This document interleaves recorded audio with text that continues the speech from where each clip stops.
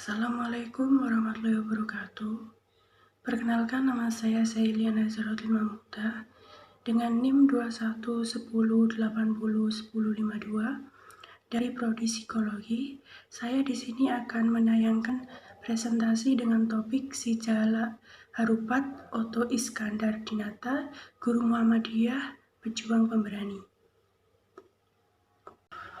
Sosok pahlawan nasional asal Muhammadiyah yaitu Oto Iskandar Dinata yang wajahnya tercetak pada lembar mata uang rupiah pecahan 20.000, sedangkan namanya dipakai sebagai salah satu ruas jalan yang paling ramai yang terkenal yaitu Jalan Oto Tista atau Oto Iskandar Dinata. Siapa sih yang tidak kenal dengan beliau? Jejak Oto tertinggal dalam sejarah perjalanan kemerdekaan, berdirinya PSSI atau Persatuan Sepak Bola Seluruh Indonesia hingga berdirinya TNI atau Tentara Nasional Indonesia. Ayam jantan dari bumi Pasundan. Raden Oto Iskandar Dinata lahir pada 31 Maret 1897 di Bojongsoang, Kabupaten Bandung. Ayahnya, Haji Rahmat Adam, adalah keturunan bangsawan Sunda yang bernama Nataat Madja. Setelah tamat pendidikan dasar, Oto melanjutkan ke sekolah guru bagian pertama di Bandung. Sejak menjadi mahasiswa, Oto juga sering menunjukkan kritik terang-terangan terhadap diskriminasi antara anak pribumi dan anak Belanda dalam pendidikan.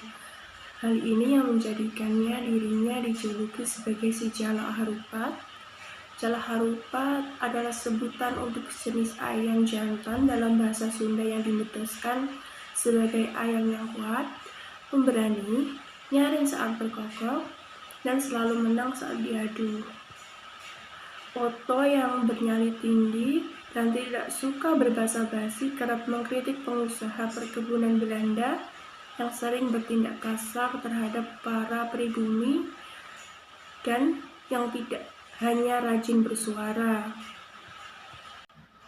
Dari mendirikan sebuah sekolah, itu membuat dirinya merasa berselisih dengan residen Pekalongan yang dianggap membahayakan oleh pemerintah kolonial akibat banyaknya masyarakat Pekalongan yang simpatik.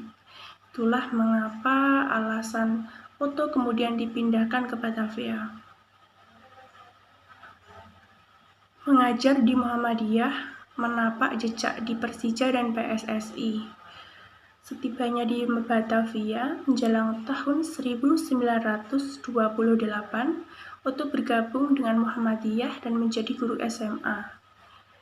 Selama di Jakarta, Oto juga menjadi tokoh kunci paguyuban Pasundan. Selain pecinta sepak bola, Oto menggunakan olahraga ini sebagai salah satu alat perjuangan kemerdekaan. Maka tak heran ketika saat itu dalam Semangat Sumpah Pemuda 1928, Oto mengizinkan gedung tempatnya mengajar dijadikan sebagai tempat rapat. Rapat tertanggal 20 Oktober 1929 yang dihadiri Muhammad Hosni Tamrin dan pendiri VIJ Sori adalah wujud Muhammadiyah membantu perjuangan bangsa Indonesia melawan penjajah lewat sepak bola. Selain itu, di Persatuan Sepak Bola, Oto tidak masuk dalam jajaran pengurus, melainkan bergerak mandiri dengan mengelola majalah olahraga yang aktif memberitakan kegiatan PSSI sejak 1930 dengan bumbu nasionalisme. Anggota BPUPK dan pengusul nama Soekarno sebagai Presiden RI. Selama mengajar di Muhammadiyah, Oto ditarik menjadi anggota, yaitu semacam anggota DPR pada tahun 1935. Di penjajahan Jepang, Oto menjadi pemimpin surat kabar yang didirikan sebagai reaksi atas pemberdelan surat kabar. Menjelang proklamasi, Oto menjabat dalam panitia Persiapan Kemerdekaan Indonesia atau PPKI. Selama menjadi anggota Badan Penyelidik Usaha-Usaha Persiapan Kemerdekaan atau BPUPK, Otto merupakan sosok pertama yang mengusulkan Soekarno sebagai presiden dan kemudian diterima secara aklamasi oleh anggota BPUPK. Syahid dibunuh, akhir hidup si Jalak Harupat. Setelah Indonesia merdeka, Otto menjabat sejarah dalam kabinet Badan Keamanan Rakyat atau BKR merupakan cikal bakal Tentara Nasional Indonesia. Secara garis besar, saat itu terbelahnya menjadi dua poros, yakni para pasukan bekas, kemudian pasukan desersi dari militer Belanda.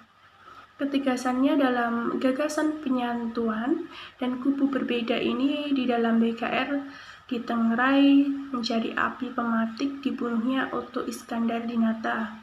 Akibat fitnah yang diterimanya sebagai anggota mata-mata Belanda, sekumpulan prajurit berpakaian hitam-hitam menculiknya hari Rabu jam 5 sore tanggal 19 Desember 1945.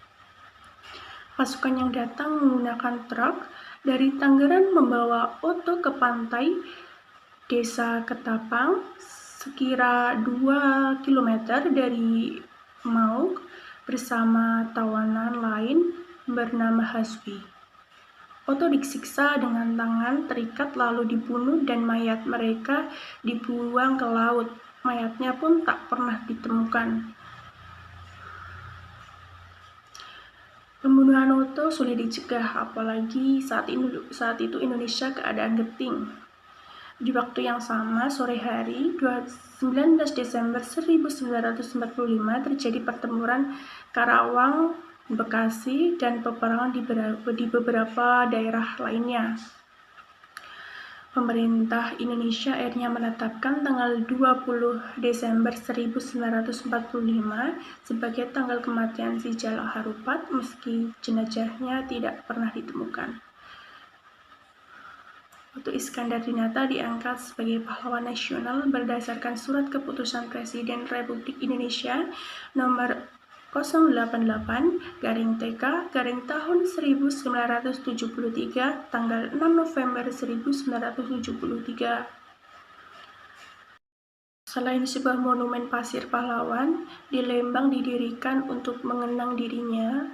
Kegagahan namanya menjelma menjadi nama sebuah stadion olahraga di Desa Kopo dan Cibodas, Kecamatan Kota Waringin, Kabupaten Bandung, yaitu Stadion Si Jalak Harupat. Jadi itu yang dapat saya presentasikan. Ada kurang lebihnya, saya mohon maaf yang sebesar-besarnya. Wassalamualaikum warahmatullahi wabarakatuh.